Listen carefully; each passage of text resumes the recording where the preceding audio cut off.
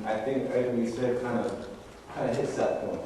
The reason why I say that is because if we do so, we engage one of Satan's most effective strategies, which is knocking off multiple believers with one snare, which is the application of to kill two birds with one stone. He loves doing that.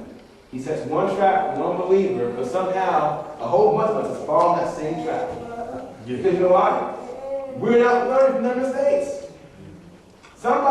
We saw somebody make a bad mistake at some point in their quest, and then we come right up there with the same mistake. Why is that? We don't learn well. We're not learning well. And in doing so, we're not able to take advantage of our greatest asset, which is, believe it or not, our numbers. The Bible says 1 would chase 1,000, and 2 would chase 10,000. So our numbers are our greatest asset. But when we all, or so many of us, are falling snares, the same mistake, the same problem, the same thing that other people have, we're negating that advantage. We're losing it. So we have to see where folks make their mistakes. That helps us get rid of this need to have all these revivals that aren't really doing much. But it's making folks excited and really, if you ask me, appealing to their flesh. Regrettably, the spiritual grave of those who fail this quest are often the same as this. Yeah, really is. And there's no new thing under the sun. Mankind, for some reason, and the sad thing is, Satan, our enemy, he knows all this. He knows all of our weaknesses. Okay? So we have to say, okay, well, obviously these are mistakes that people have made in the past. Let's make sure we arm ourselves. Likewise, as Messiah, and don't make them in our place.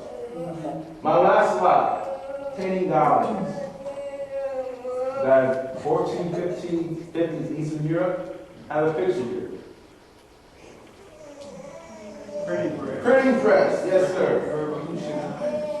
Go ahead, Pastor Brother Printing press. You know that? Go ahead. You did? Yeah, what's that? That's right. That's birthday. Let me see this slide. Pastor Aaron, go ahead. It revolutionized the dissemination of information.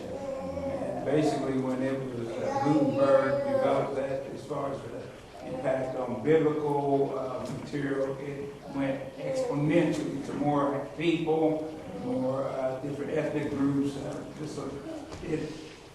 It catapulted knowledge into the work of the Savior. Yes, sir. Yes, sir. Very good. And of that time period, the Bible was more powerful. It is the epitome of the printed book. Yes. And it allows us to know the Father intimately. Now, this is important because in that day and age, the Bible was not readily available to all mankind. So what happened? Word of mouth. But who did have the Bible? Religious leaders. The leaders. So what did they do with that then? That power? They didn't want to. They didn't want to. Well, why not? Because that was lessons there. So because the leaders had the word, the Bible in their possession, and the common man didn't, they established a monopoly on religion. What essentially, as they were made themselves an mouthpiece of the Most High, whatever they said, the common man, people said, okay, well, maybe that is true. I guess I don't have a Bible to say for myself, so whatever the religious leader said, that must be true. For the most part. That's why after the Bible became available, a man named Martin Luther said, wait a minute. This ain't right. Yeah. And John Calvin, and John Huss, and all these men said, wait a minute. No. Right. And then we had our Protestant Reformation. Okay? But the Bible allows us to follow intimately. And then this is very important because it helps us through study, we enhance that perfect union. If we want to have a perfect union with someone, we have to know them. And the scriptures give us infinite knowledge about our Creator, His track record, His miracles, His desire for mankind, His blessings, His ways, His will. Unlimited information, but we have to study them to advantage. Yes, sir. My question is the same thing happened today that happened in Luther's time. Yes, sir. Yes, sir. You get the Dead Sea Scrolls as we start finding these manuscripts, and all of a sudden we do the A/B comparison. So wait a minute. That's not, so I say in every age, the Almighty has a desire to continue to reveal more. And the thing that happens, many times translations are done to be within the realm of the populace and what their current understanding is. Yeah. That's what happens many times. But see, what ends up happening as we're studying, some of the word, one I always like to use is easy for a camel go to the eye of a needle than a rich man in heaven. Well, when you look at that word, eye of a needle, that connotation, the word that was used in the original, it could be camel or it could be rope. They elected camel, so this whole doctrine of there being a gate in the city called the eye of a needle emerged. Well, if you go back to the Aramaic, the word was really intended to be rope.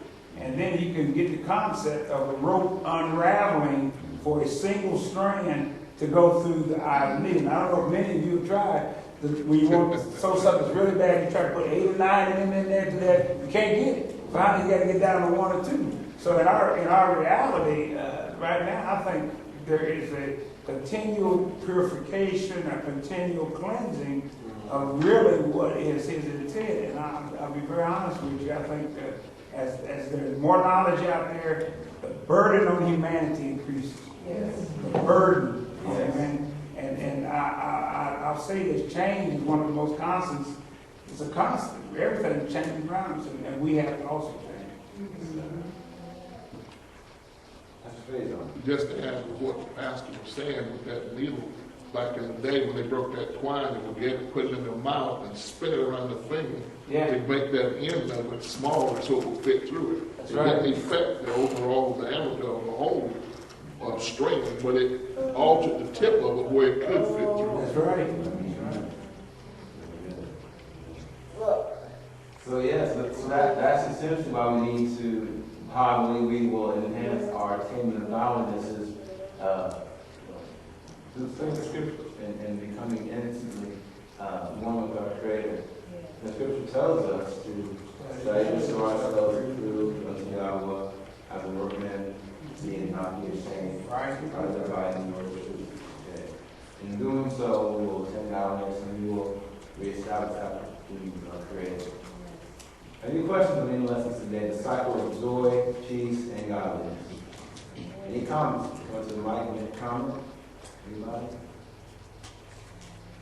All right, if not, we're going to do the service over to the head of Pastor Anderson. Thank you. Good job.